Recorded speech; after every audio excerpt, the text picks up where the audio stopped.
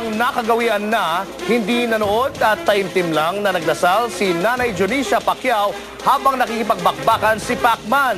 Napawi lang ang sobrang pag-aalala at nerbiyos ni Nanay Dionisia nang mabalitang panalo ang kanyang anak. Mula Las Vegas, nagpapatrol Bev Lorente. Buong mundo ang tumutok sa bakbakang Manny Pacquiao at Miguel Cotto sa Las Vegas noong linggo. Pero hindi ang nanay ni Pacquiao.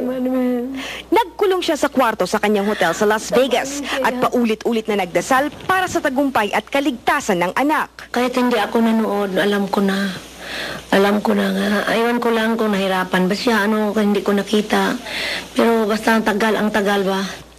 Naramdaman daw niya ang sakit ng bawat suntok na tinatamo ng anak sa ring. Nang malamang panalo na ang anak, doon lang nakahinga at agad nagpalit ng damit para makapagdiwang si Nanay Dionisia. Hello Philippines! Congratulations sa Philippine Boxer! Ito, magaling ang Pilipino! Mas sumaya ang Pac-Mom nang sunduin siya sa kanyang hotel at ayusan ng kanyang idolong si Imelda Papin papunta sa victory party ni Pacman. Bago ang laban ni Pacman, nag-music recording si Nanay Dionisia. Kaduwit ang kanyang idol ng kantang Bakit? Bakit ikaw pa ang iniisip? Maging ang producer ng duet ni Nanay Dionisia at ni Imelda ay bumilib din sa pagiging hasa nito sa pag-awit ng mga kanta ni Imelda. Alam mo kung may time lang talaga, mapapolish namin mabuti. Kaya nagmamadali lang kami dahil napakaraming engagement. So, trinay ko lang yung kanyang boses and it came out nice. Galing niyang pagkanta niya doon sa mga kanta ni Miss Imelda Papin. Kabisadong-kabisado niya. At saka yung boses niya may vibrato talaga. Guest din si Nanay Dionisia sa concert sa December ni Imelda sa Pilipinas. Maliban sa pagkapanalo ni Manny, makasaysayan din ang pangalawang pagpunta ni Nanay Dionisia dito sa Amerika dahil napalapit ito sa kanyang idolo. Bev Lorente, Patrol ng Pilipino, Las Vegas, Nevada.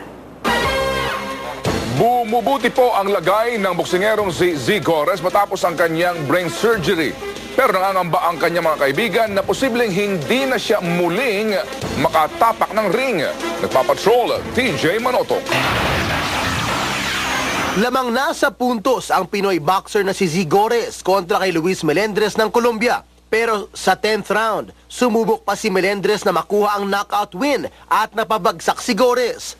Nakabangon pa si Gores sa knockdown at nanalo pa rin via unanimous decision. Pero biglang nag-collapse si Gores. Ayon sa mga doktor, napuruhan ang kanyang utak sa laban, kaya agad siyang ipinasailalim sa emergency brain surgery at inilagay sa induced coma. Patuloy ang pagmomonitor ng lagay ni Gores sa ICU. Ayon sa manager ni Gores na si Michael Aldeguer, umaasa silang bubuti ang lagay ng boksingero. Actually, we just came from there, no? I could see I see he's progressing really well, no? In fact, yung tube that was implanted in his head ngayon, in his skull, has been taken out already.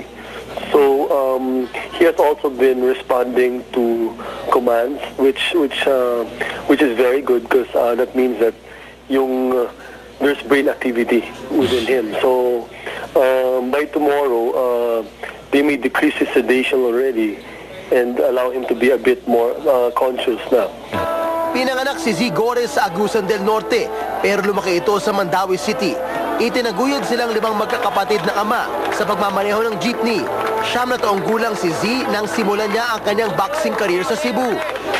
2001 nang sumabak siya sa professional boxing. 2007 nang lumaban siya para sa una niyang world title fight kontra kay Fernando Montiel na WBO Super Flyweight champion noon. Pero natalo ito sa madikit na split decision. Pangarap sana ni Z na makuha ang WBO Bantamweight Championship, pero aminado ang isa sa mga nagtaguyod ng boxing career niya na matapos ang nangyari, posibleng hindi na siya makakabalik pa sa ring. Tanggap na ng kanyang pamilya ang kapalaran ni Z. Para na ako, dili na lang gid angay. Para sa akin, ayoko na magpatuloy pa siya sa boxing para ano pa. Ngayon, nagpasalamat akong ligtas na siya. Kung ano man ang kanyang desisyon, siya na ang may alam doon. Buhay na niya ang boxing. Inaasikaso na ang papeles ng misis ni Z para madamayan ang asawa sa ospital sa Las Vegas. TJ Manautok, Patrol na Pilipino.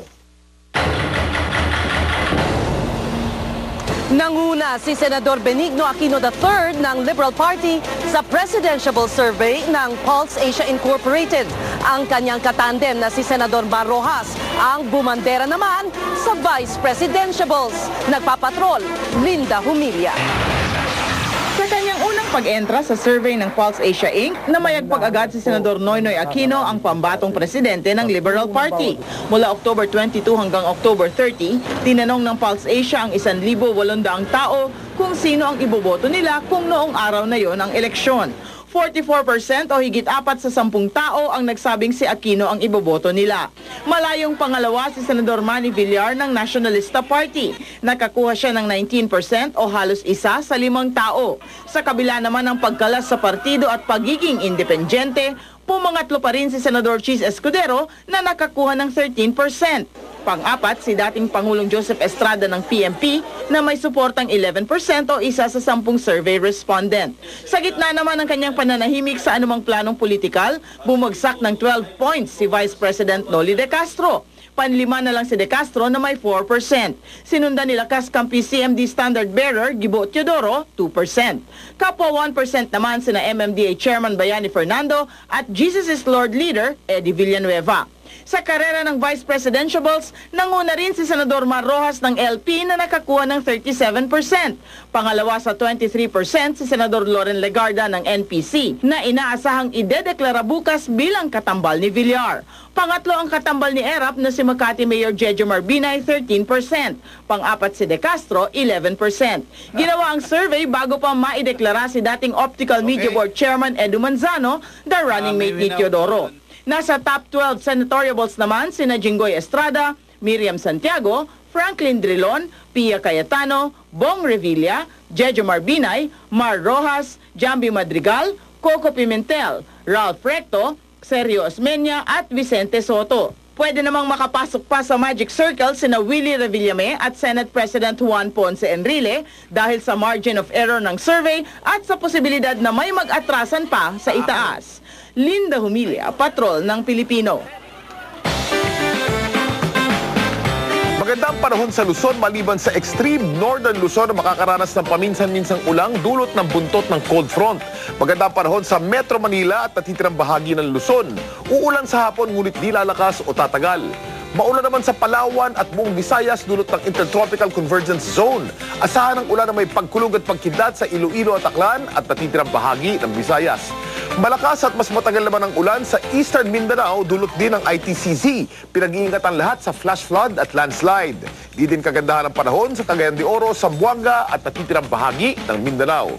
Kaunting kaalaman, nagdiriwang ang bansa sa muling pagkapanalo ng pinakamagaling na boksingero sa kasaysayan. Ito pa ang ilang bagay na maaring di natin alam tungkol kay Manny.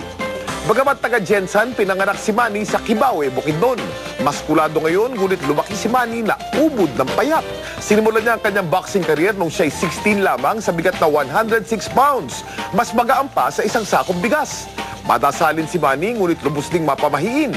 Tinuturing niyang lucky charm ang kanyang bigote at balbas kaya't di inaahit lalo na sa mga huling laban. Sa training naman, ang bagong bertud o lucky charm ni Manny ay ang kanyang alagang sobrang hilig tumakbo kasama niya. Ang breed ng aso ay Jack Russell Terrier. Ang pangalan naman ng aso ay Pacman. Ito po si Kuya Kim nagsasabing sa bawat pagsubok ng panahon, laging tatandaan na ang buhay ay weather-weather lang. Susunod, Pinoy fans sa buong mundo nagdiwang